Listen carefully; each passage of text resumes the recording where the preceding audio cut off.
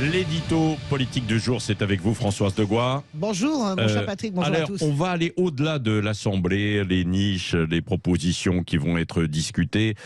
Ça semble quand même compliqué avec à chaque fois le 49.3 qui est sorti aussi par le gouvernement, par Elisabeth Borne, des difficultés, l'inflation, pénurie, réforme.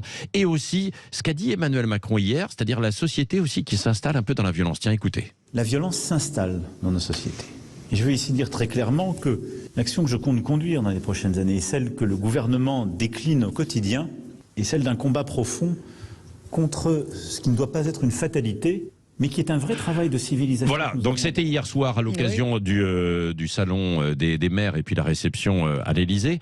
On a l'impression qu'il y a des mots très forts qui sont utilisés comme si finalement on était un peu submergé par ce qui se passait, non? Bien sûr, ça s'appelle le quinquennat de l'impuissance.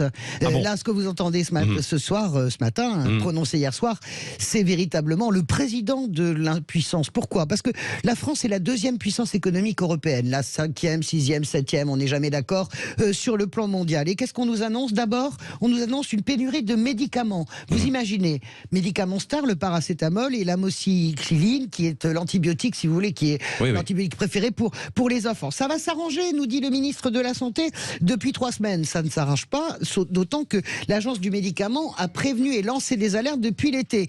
L'impuissance, impuissance de Macron, impuissance du gouvernement sur la pénurie d'électricité.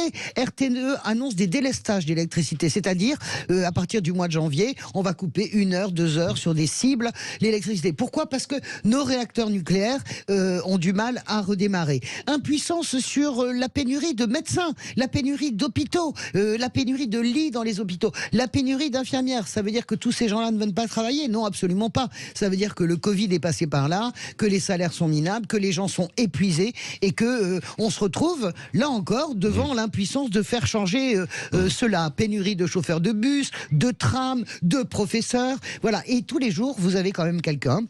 Quand c'est pas Emmanuel Macron, c'est quelqu'un du gouvernement qui vous rappelle cette phrase que nous ne pouvons plus supporter: nous sommes bien meilleurs que nos voisins. Alors c'est dans tous les domaines. Sur l'écologie, on est meilleur que nos voisins. Sur l'inflation, on est meilleur que nos voisins. Sur l'énergie, on est meilleur que nos voisins. C'est la phrase clé, des éléments de langage en carton-pâte pour essayer de compenser une réalité qui est de plus en plus collapsante, si je puis m'exprimer ainsi. Oui, et demain, alors qu'est-ce qui va se passer? Ça va s'arranger ou pas? Non, ça ne peut pas s'arranger parce qu'on organise encore plus le chaos. Regardez la réforme de l'assurance chômage. On va aller tailler chez des gens qui ont déjà plus grand chose. Je rappelle que la plupart, 50% des chômeurs ne touchent pas d'allocation chômage parce qu'on se dit, il y a 360 000 emplois non pourvus. On va réduire comme ça, c'est feignasse. En gros, vous prendrez du travail. Comme si le principe des vases communicants fonctionnait. Je ne vous parle même pas de la réforme des retraites pendant que dans le même temps, le CAC 40 annonce une augmentation de 52% des salaires des patrons du CAC 40. Et pendant ce temps-là, qu'est-ce qu'il fait Emmanuel Macron? Il babille, il bavarde. C'est exactement le son que vous avez passé ce matin. Emmanuel Macron, il est obsédé par l'Ukraine. Il est obsédé par la place qu'il va laisser dans l'histoire. Finalement, les affaires domestiques françaises, on sent bien qu'il s'en désintéresse un peu. Mais quelle place va-t-il laisser ce président dans l'histoire? Est-ce qu'il va laisser la place justement à Marine Le Pen sur le perron de l'Élysée en 2027 à la fin de son mandat? L'homme qui a été élu 2 fois pour battre le Rassemblement national, terminera-t-il son mandat comme cela? Il paraît que c'est sa peur, sa plus grande crainte. En tout cas, c'est son impuissance. Bon, merci Françoise.